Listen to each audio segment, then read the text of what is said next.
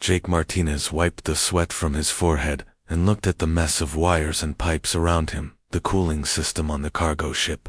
New Horizon had been acting up for 3 days straight, and he was tired of fixing the same problem over and over again. The ship was on autopilot heading to the mining colonies in the Outer Rim. Jake was the only person on board, which was fine by him. He liked the quiet and the peace that came with long space trips. Most cargo runs like this one were boring, but Jake preferred boring over the chaos of crowded space stations. He checked his watch and saw it was almost midnight ship time. The cargo bay was much cooler than his small cabin, because the broken cooling system worked better in the larger spaces. Jake had been sleeping there for the past 2 nights, and it was the only place on the ship where he could get decent rest. Jake walked to the cargo bay and looked around at the mining equipment and supply crates. The bay was huge and empty, except for the cargo secured in the center. The air felt cool against his skin, which was still hot from working in the engine room all day. He was completely alone in deep space, with no scheduled contact with anyone for 3 weeks. The next ship they would see was at the mining station, and that was still 2 weeks away. Jake had always been practical about these things. When he was alone, he did whatever made him comfortable. Jake pulled off his work shirt and threw it on a nearby crate. His boots came off next, followed by his pants and underwear. The cool air felt amazing against his overheated skin. He found a comfortable spot on the floor near some soft cargo padding and lay down. The stars were visible through the large viewport in the cargo bay ceiling. Jake looked up at them and felt the familiar peace that came with being in space. He had been working on ships for 10 years and still loved the view. The gentle hum of the ship engines was like a lullaby. Jake closed his eyes and let his tired muscles relax. The cool air in the bay was perfect, and he felt more comfortable than he had in days. Within minutes, he was fast asleep. Hours passed, and Jake slept deeply. The ship continued on its course through the darkness of space. The autopilot systems monitored everything, while Jake rested in the cargo bay. Something soft and warm settled on his chest, but Jake was too deep in sleep to notice. A faint blue glow appeared in the cargo bay, but the sleeping man did not wake up. When Jake finally opened his eyes, the first thing he saw was not the stars above him. Instead, he found himself looking into large violet eyes that seemed to glow in the dim light of the cargo bay. Jake blinked several times, thinking he was still dreaming, but the eyes were still there, attached to a small blue face that was studying him with great interest. The creature sitting on his chest was clearly not human. She had pale blue skin that seemed to shimmer slightly in the starlight. Her hair was silver and seemed to move on its own, even though there was no breeze in the cargo bay. She wore flowing robes that looked expensive and had intricate patterns woven into the fabric. Jake tried to sit up, but the small being on his chest did not move. She was surprisingly heavy for her size and seemed perfectly comfortable where she was. The alien spoke in a musical voice that somehow Jake could understand, even though she was clearly not speaking English. Her words seemed to flow directly into his mind. "I am Princess Zara of the Ethereal Collective," she said, her voice filled with wonder and respect. "I have witnessed your sacred ritual of vulnerability, and I am honored to be chosen as your heart guardian." Jake stared at her, completely confused. He was still naked and lying on the floor of his cargo bay with an alien princess sitting on his chest. This was definitely not how he had planned to start his morning. Wait, what ritual? He managed to say. "What are you talking about, and how did you get on my ship?" Princess Zara smiled, and her violet eyes seemed to sparkle. "I came aboard when my escape pod lost power. Your ship was the closest vessel, and my emergency systems brought me here. But when I found you performing the ancient ritual of openness, I knew this was meant to be." Jake tried again to sit up, but Zara remained firmly planted on his chest. She seemed to think this was perfectly normal. "Look, I think there has been some kind of mistake," Jake said, trying to keep his voice calm. "I was just sleeping. I sleep naked sometimes because it is comfortable." "That is all?" Princess Zara nodded, as if this explained everything. "Yes, the ritual of vulnerability, where you offer your true self to the universe without barriers. or protection. It is spoken of in the old stories of many worlds. I never thought I would witness it myself. Jake realized this was going to be much more complicated than he had first thought. The alien princess clearly had some very wrong ideas about human customs, and she seemed determined to stay exactly where she was. "Can you please get off my chest?" he asked, as politely as possible. "I need to get dressed and figure out what to do about your ship." Princess Zara looked confused. "Why? Would you cover yourself after completing the bonding ceremony? That would be an insult to the sacred connection we have formed." "Sacred connection?" Jake repeated. "What sacred connection?" Zara placed her small blue hand over his heart. "I am now your heart guardian. As tradition demands, I will protect your spiritual center, and you will protect my physical form until our bond is complete." Jake closed his eyes and tried to think. This alien princess had somehow gotten onto his ship, and now believed they were spiritually bonded because she found him sleeping naked. He was starting to think this was going to be a very long trip to the mining colonies. "How long does this bond thing usually last?" he asked, hoping for good news. Princess Zara smiled again. "Until death, or until the heart guardian chooses to release the bond. Usually it lasts for many years." Jake opened his eyes and looked at the small alien woman sitting on his chest. She seemed completely serious about all of this, and she showed no signs of moving anytime soon. This was definitely not going to be a boring cargo run anymore. Jake had been awake for 2 hours, and Princess Zara had not moved from his chest. She sat there like a small blue statue, watching everything he did with those large violet eyes. Every time, Jake tried to explain that humans did not have bonding ceremonies. Zara nodded and said something that made the situation worse. He had tried to tell her that sleeping naked was just about comfort, but she called it the ritual of pure trust. She seemed to have an answer for everything, and all of her answers involved ancient ceremonies and spiritual connections. "I really need to get up and check on the ship," Jake said, for the 10th time. "The engines need to be monitored, and I have work to do." Princess Zara tilted her head and studied his face. "You are testing our bond to see if I am truly committed. This is wise. A heart guardian must prove their dedication. That is not what I am doing," Jake said with a sigh. "I just need to do my job. Can you please move so I can get dressed?" Zara looked shocked. "You wish to put on the armor of shame so soon, but we have only just completed the bonding. Why do you reject the openness we have shared?" Jake was starting to understand that everything he said was being translated wrong. In her mind, her people clearly had very different ideas about clothing and personal space. "Look, Princess," Jake said, trying a different approach. "In human culture we wear clothes. Most of the time it is normal for us. We only take them off to sleep, or bathe, or swim." Princess Zara nodded thoughtfully. "Yes, I understand. You are saying that humans hide their true selves behind barriers most of the time. This makes the ritual of vulnerability even more sacred. You chose to be open and honest in my presence." Jake realized he was making things worse. With every explanation he tried to gently lift Zara off his chest, but she was surprisingly strong for someone so small. "I must remain here to guard your heart," she said firmly. "If I move, the spiritual connection will be broken, and great misfortune will follow both of us." The ship computer chose that moment to announce that there was a problem with the navigation system. Jake heard the warning tone and knew he needed to get to the control room immediately. "There is an emergency on the ship," Jake said. "I need to fix it right now, or we could be in serious trouble." Princess Zara stood up quickly but did not step away from Jake. Instead, she reached down and took his hand. "This will be our first test as bonded partners. I will come with you too. Provide spiritual support." Jake looked down at himself and realized he was still completely naked. He could not walk around his ship like this, even if there was an emergency. "I need clothes," Jake said firmly. "This is not about shame or barriers. This is about practical things like not getting burned if something sparks, or not getting cut on sharp metal." Princess Zara considered this for a moment, then nodded. "I see. You need protection for your physical form while you protect our vessel. This is acceptable." Jake quickly grabbed his clothes from the crate.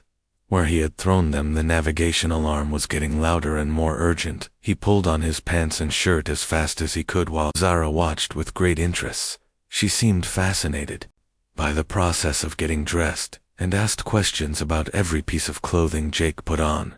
"Why do you cover your feet?" she asked as he pulled on his boots to protect them from sharp objects and hot surfaces, Jake explained while heading toward the control room. "And the cloth around your torso to protect my skin, and because it is what humans do, princess." Zara followed close behind him, asking more questions. The ship computer was now announcing multiple system failures, and Jake could hear unusual sounds coming from the engine room. When they reached the control room, Jake saw red warning lights flashing everywhere. The navigation system had completely shut down, and several other systems were showing errors Jake had never seen before. He sat down at the main console and started running diagnostics. Princess Zara stood directly behind his chair, with her hands resting on his shoulders. "I am channeling protective energy into your spiritual center," she announced. "This will help you solve the problems more easily." Jake tried to ignore the strange tingling sensation that seemed to be coming from her touch and focused on the computer readings. What he saw made no sense. The ship systems were failing in patterns that should not be.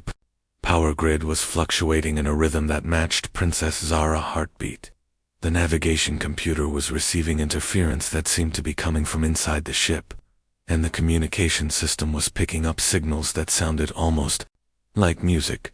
Jake turned around in his chair and looked at Zara. "Are you doing something to my ship, princess?" Zara looked confused. "I am only providing spiritual support, as is my duty." "Why do you ask? The computer systems are acting strange." Jake said everything started going wrong right around the time you came aboard.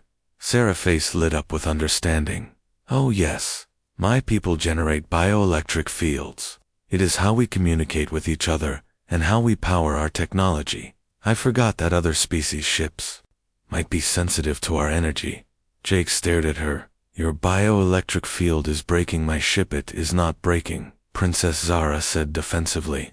"It is trying to communicate. The ship systems are responding to my presence like they are looked at the flashing warning lights and listened to the strange musical sounds coming from the speakers. He was starting to realize that having an alien princess on board was going to be much more complicated than just cultural misunderstandings. "Can you turn off your bioelectric field?" he asked. Princess Zara looked horrified. "That would be like asking you to stop your heart from beating. I cannot survive without my energy field." Jake turned back to the console and tried to think of solutions. He needed to fix the ship systems before something important broke permanently, but he also could not ask Zara to do something that might hurt Hermeby. "We can find a way to shield the ship systems from your energy," he said. "I have some materials in the cargo bay that might work." Princess Zara squeezed his shoulders gently. "I knew you were wise. This is why the universe brought us together. We will solve this problem as bonded partners." Jake was not sure about the bonded partners part, but he definitely needed to solve the technical problems. The ship was still heading toward the mining colonies, but without proper navigation, they might miss their destination entirely. And Princess Zara was still convinced that sleeping naked had somehow made them spiritually connected for life. This was going to be a very interesting trip. Jake spent the next day trying to fix the ship's systems, while Princess Zara stayed close by his side. She insisted on helping with everything, even though her bioelectric field made the problems worse. During their work together, Jake learned more about the strange alien princess. She was not just any member of royal family. She was apparently very important to her people, and several different groups wanted to control her. While Jake was rewiring the navigation computer, Zara finally told him why she was really running. "Why I was supposed to marry Prince Kairos of the Northern Collective," she said quietly. Her usual cheerful voice sounded sad. "My father arranged the marriage to stop a war between our peoples." Jake stopped working and looked at her. "That sounds like a big responsibility. Why did you run away, princess?" Zara sat down on a nearby crate and wrapped her robes around herself. She suddenly looked much younger and more vulnerable than before. Because I would not be marrying for love or even for peace, she said. I would be marrying to give Prince Kairos access to my energy abilities. My people can generate and control massive amounts of power when we work together. But I am different. I can do things that others cannot. What kind of things? Jake asked. Sarah held up her hand, and a small ball of blue light appeared above her palm. The light pulsed and grew brighter, then dimmed again. Can create and store energy in ways that no one else can, she said. Both sides of the war want to use my abilities to power their weapons and their ships. If I marry Prince Kairos, he will control my power and use it to destroy the Southern Collective. Jake watched the light dancing above her hand and started to understand why so many people wanted to find her. She was not just a princess, she was a living power source. So you ran away to prevent a war, princess? Zara nodded, but she looked even more sad. I ran away to prevent my power from being used to make the war worse, but now both sides are probably looking for me. They will not stop until they find me. If her words had summoned them, the ship communication system suddenly came alive with incoming signals. Jake recognized the patterns as military transmissions even. Though he could not understand the language, Princess Zara's face went pale as she listened to the voices coming through the speakers. They have found us, she whispered. Those are Prince Kairos' ships and my father's fleet. They are both demanding that you surrender me immediately. Jake looked at the long-range sensors and saw multiple ships approaching from different directions. The New Horizon was just a cargo vessel with no weapons and no way to outrun military ships. How many ships are coming? He asked. Princess Zara closed her eyes and seemed to be listening to something Jake could not hear. 6 from the Northern Collective and 4 from my father's fleet, she said. They are all heavily armed, and they will not hesitate to destroy your ship if you do not give me up. Jake felt a strange anger growing in his chest. He had only known Princess Zara for 2 days, but the idea of handing her over to people who wanted to use her as a weapon made him furious. What will happen if you go back? He asked. Sarah opened her eyes and looked at him with surprise. You are not planning to surrender me? Jake stood up and walked to the main control console. The approaching ships were still several hours away, but they were moving fast. He do not like bullies, he said, and I especially do not like people who force others into marriage. Princess Zara stood up quickly and moved to stand beside him. You cannot fight them, Jake. Your ship has no weapons, and they have enough firepower to destroy a small moon, maybe. I cannot fight them directly, Jake said, but I know a few things about cargo ships and mining equipment that they probably do know. Started pulling up technical specifications for all the equipment in the cargo bay. Most of it was designed for mining asteroids, but some of it could be modified for other purposes. What are you planning, Princess Zara? Asked Jake. Smiled for the first time since the ships had appeared on his sensors. I am planning to give them a demonstration of human creativity. He started typing commands into the computer, and the ship began to change course instead of heading directly toward the mining colonies. Jake turned toward a nearby asteroid field. The asteroids will provide cover, he explained, and the mining equipment in our cargo bay can be turned into weapons if we are creative enough. Princess Zara moved closer to him, and Jake felt that strange tingling sensation again, but this time it felt different. It felt like she was sharing her energy with him on purpose. I have been dishonest with you, she said quietly. I understood your customs much better than I pretended.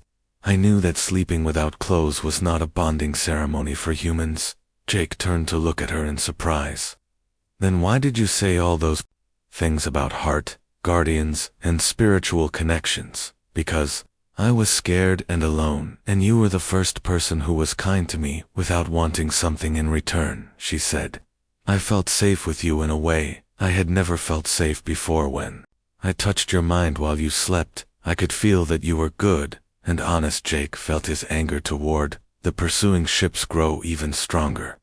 Princess Zara had been pretending about the bonding ceremony, but her fear and loneliness were completely real. So there is no ancient tradition that says you have to stay on my chest? He asked. Princess Zara smiled. and some of her usual cheerfulness returned. There are bonding traditions among my people, but they require both people to choose freely. I stayed close to you because I wanted to, not because I had to. First enemy ships were now visible on the long-range cameras. Jake could see them spreading out to surround his position. They clearly expected him to surrender without a fight. Well, Princess, he said, I choose to help you stay free, and if your people really can bond with humans, then I think we make a pretty good team, Princess. Zara reached out and took his hand. The tingling sensation spread up his arm, and Jake felt more alert and focused than he had ever felt before. Let me help you fight them, she said. Together, we can do things that neither of us could do alone. Jake squeezed her hand and turned back to the controls. The enemy ships were getting closer, but he was no longer worried. They had no idea what a human engineer and an alien princess could accomplish when they worked together. Jake guided the New Horizon into the asteroid field while Princess Zara worked to combine her energy with the ship systems. The enemy fleets were closing in fast, but Jake had a plan that he hoped would surprise them. The mining equipment in the cargo bay included plasma cutters designed to slice through solid rock. Jake had spent the last hour reprogramming them to work as makeshift weapons. They would not be as powerful as military lasers, but they might be enough to disable a few enemy ships. Princess Zara sat in the co-pilot chair and placed her hands on the control console. Her bioelectric field, which had been causing problems before, was now helping to boost the ship power systems. I can feel their ships, she said with her eyes closed. There are 11 vessels total, and they are trying to surround us. Prince Kairos is on the largest ship, and he is very angry. Jake maneuvered between two large asteroids and used their mass to block the enemy sensors. The New Horizon was much smaller than the military ships, which gave it an advantage in the crowded asteroid field. Can you tell what weapons they have?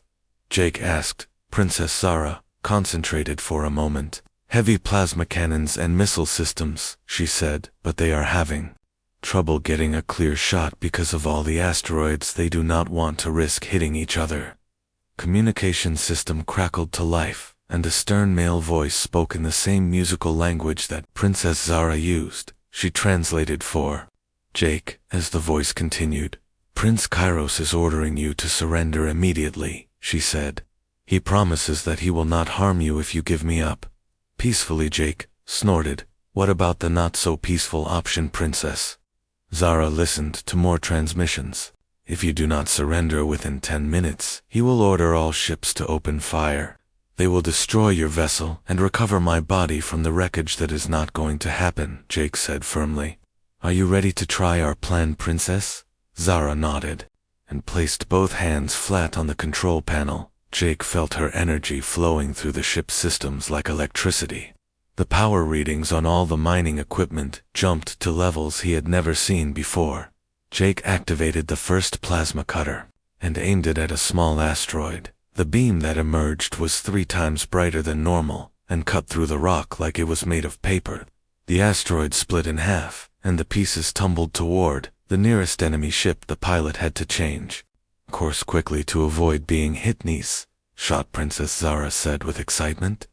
I can boost all the equipment to much higher power levels. Jake grinned and activated 2 more plasma cutters. The beams sliced through several asteroids and sent chunks of rock flying in all directions. The enemy ships had to scatter to avoid the debris. Prince Kairos' voice came through the communication system again, and he sounded much more angry this time. He is demanding to know what kind of weapons you have, Princess.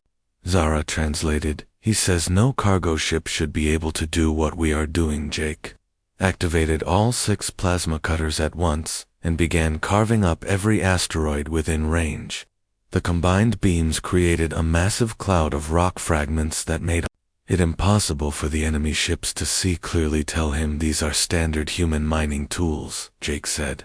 Maybe he should get some for his own ships. Princess Zara spoke into the communication system in her own language. Jake could not understand the words, but her tone was definitely mocking. Several of the enemy pilots responded with what sounded like very angry comments. 2 of the smaller ships tried to circle around the asteroid field to get a clear shot at the new horizon. Jake was ready.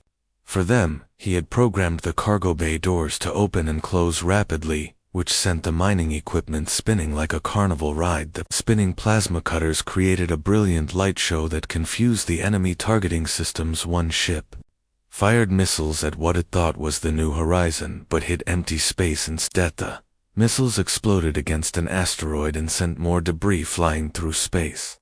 One large chunk struck the second enemy ship and damaged its main engine. The ship began to drift helplessly as its pilot fought to regain control.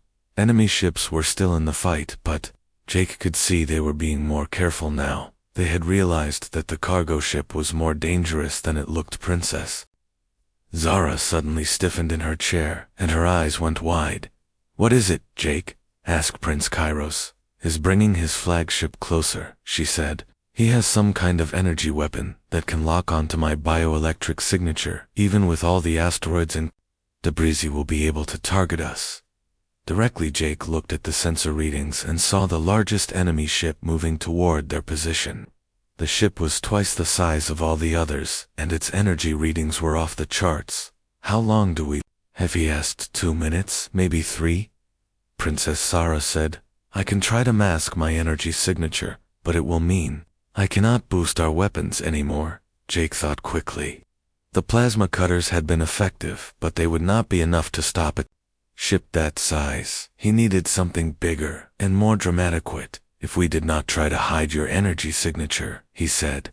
"What if we made it even brighter?" Princess Zara looked confused. "That would make it easier for them to target." Uzjik smiled and started reprogramming the mining equipment again. "Not if we give them too many targets to choose from." He activated every piece of electronic equipment in the cargo bay and set them all to pulse in rhythm with Princess Zara's heartbeat.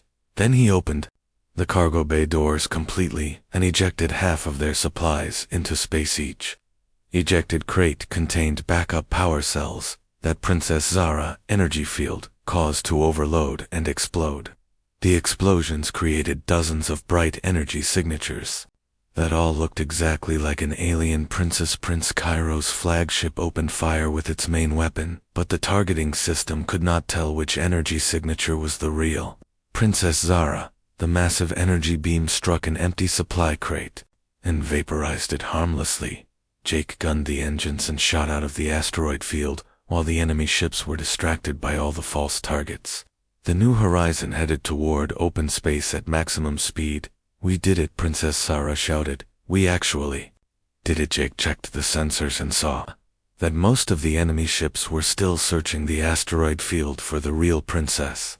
But Prince Kairos' flagship was following them, and it was much faster than the cargo ship. "Not yet," he said. "We still have to reach neutral space, and that ship is going to catch us before we get there." Princess Zara squeezed his hand and Jake felt her energy flowing into him. "Again, then we will have to be even more creative," she said. "What other equipment do we have that Prince Kairos has never seen before?" Jake looked at the cargo manifest and smiled when he saw what they were carrying to the mining colonies. "Industrial mining charges," he said, "designed to crack open asteroids the size of mountains." Princess Zara's eyes lit up with understanding, and with my energy boost, they could crack open something much bigger. The flagship was gaining on them rapidly, but Jake was no longer worried. He and Princess Zara made an incredible team, and Prince Kairos was about to learn that humans and aliens could be very dangerous when they worked together. The border of neutral space was only 30 minutes away, but Prince Kairos' flagship was gaining on them fast. Jake could see the massive ship filling up the rear view screen as it prepared to fire its main weapons again. Princess Zara was channeling so much energy into the New Horizon engines that the whole ship was glowing with blue light, but even with her power boosts, they could not outrun a military vessel designed for speed. "We are not going to make it to the border in time," Jake said. "The flagship will be in weapons range in 5 minutes. Princess Zara closed her eyes and seemed to be listening to something far away. Then she opened them and looked at Jake with determination. "Prince Kairos is demanding that I speak with him directly," she said. "He wants to make one final offer before he destroys your ship." Jake activated the communication system. What kind of offerer? Familiar voice spoke through the speakers in the musical alien language. Princess Zara, translated as Prince Kairos. Tokti says that if I agree to return and marry him, he will allow you to live, she said. He will even pay you for transporting me safely. He thinks this is very generous. Jake felt his anger rising again. What do you want to do, Princess Zara stood up from her chair and walked to the communication panel. She spoke in her own language for several minutes while Prince Kairos responded. Jake could not understand the words, but he could hear the emotion in both voices. What are you telling him? Jake asked. I am challenging him to single combat by proxy, she said. If his champion can defeat mine in a contest of skill, then I will return willingly. But if my champion wins, then both fleets must withdraw and leave us in peace. Jake heard Prince Kairos laughing through the speakers. The alien prince spoke for a long time, and his voice sounded very confident. He accepts the challenge, Princess Zara said. He thinks no human could possibly defeat one of his trained warriors, but the contest will not be about fighting. It will be about solving a technical problem. What kind of technical problem? Jake asked. Princess Zara smiled. One that threatens both of our civilizations. The energy stations that power our space cities have been failing for months. If they completely shut down, millions of my people will die. Prince Kairos has been so focused on the war that he has ignored the real crisis. Jake looked at the sensor readings and saw that Prince Kairos' flagship had stopped pursuing them. Instead, both alien fleets were moving into formation around the new horizon, but they were not preparing to attack. The challenge has been accepted, Princess Zara said. We have 2 hours to solve the energy crisis. If we succeed, both sides will sign a peace treaty and I will be free to choose my own future. If we fail, I must return and marry Prince Kairos. Jake felt nervous for the first time since the chase began. This was not about creative use of mining equipment anymore. This was about solving a complex engineering problem that alien scientists had been working on for months. Do you have any information about these energy stations? He asked. Princess Zara nodded and began pulling up technical data on the ship computer. The energy stations were massive structures that converted cosmic radiation into usable power, but the conversion process was becoming unstable, and no one knew why. Jake studied the technical specifications and began to see patterns that the alien engineers had missed. They were thinking about the problem in terms of energy flow and cosmic radiation, but Jake approached it like a mechanical engineer who had spent years fixing broken systems. The problem is not with the energy conversion, he said after an hour of analysis. The problem is with the distribution network. The stations are trying to send too much power through conduits that were not designed for those energy levels. Princess Zara looked at the data again. You are right, the power load has been increasing as our cities grow, but no one thought to upgrade the distribution systems. Jake began sketching modifications to the station designs. The solution required a combination of human engineering principles and alien energy manipulation techniques. We need to install buffer systems that can store excess energy during peak production, he explained. Then the stored energy can be released gradually through the existing conduits. Princess Zara studied his designs, and her eyes began to glow with excitement. I can create bioelectric storage matrices that will work perfectly with your buffer design. My people can generate the organic components, and your engineering can provide the mechanical framework. They worked together for the next hour creating detailed plans for upgrading all the energy stations. Jake provided the technical knowledge while Princess Zara figured out how to implement the changes using alien technology and her own unique abilities. When they finished, Princess Zara transmitted their solution to both fleets. The alien engineers on Prince Kairos' ships began running computer simulations to test the design. Jake watched the communication displays as messages flew back and forth between the ships. The alien scientists were clearly excited about the new approach to solving their energy crisis. After 30 minutes of testing, Prince Kairos himself spoke through the communication system. Princess Zara translated his words with obvious satisfaction. The solution works perfectly, she said. Computer simulations show that the upgraded stations will be more stable and efficient than ever before. Prince Kairos admits that human engineering knowledge combined with our energy abilities could solve many problems that have troubled our people. Both alien fleets were now broadcasting messages of congratulations. Jake could not understand the language, but the tone was clearly celebratory. Prince Kairos is asking if you would be willing to work as a technical consultant for both sides of our government, Princess Zara said. He offers you full citizenship in our civilization and a very high salary. Jake looked at Princess Zara, who was smiling brighter than he had ever seen her smile. What about you? He asked. What will you do? Now, I will work with you, of course, she said. We make an excellent team, and there are many more problems that need creative solutions. Both sides have agreed that I can choose my own path, as long as I continue to help our people. The communication system announced that they had crossed into neutral space. Both alien fleets began to withdraw, but not before sending final messages of thanks and friendship. Jake sat back in his chair and realized that his quiet cargo run had turned into something much more important. He had helped prevent a war and solved a crisis that threatened millions of lives, and he had gained a partner who understood both alien technology and human engineering. Princess Zara moved to sit on the arm of his chair, but this time it was clearly her choice rather than some ancient tradition. So, what should we do first? She asked. There are colonies throughout this sector that could use our help. Jake looked at the stars ahead of them and felt excited about the future. For the first time in years, let us start with the mining colonies, he said. I was supposed to deliver equipment to them anyway. Now we can help them upgrade their entire power system while we are there. Princess Zara laughed, and the sound was like musical bells. We will be the best engineering team in the galaxy. Jake had to agree. 6 months ago, he had been a lonely cargo pilot flying through empty space. Now he had a partner who could boost his ship systems with alien energy and solve impossible technical problems, and it had all started because he decided to sleep naked in his cargo base. Sometimes the universe had a very strange sense of humor.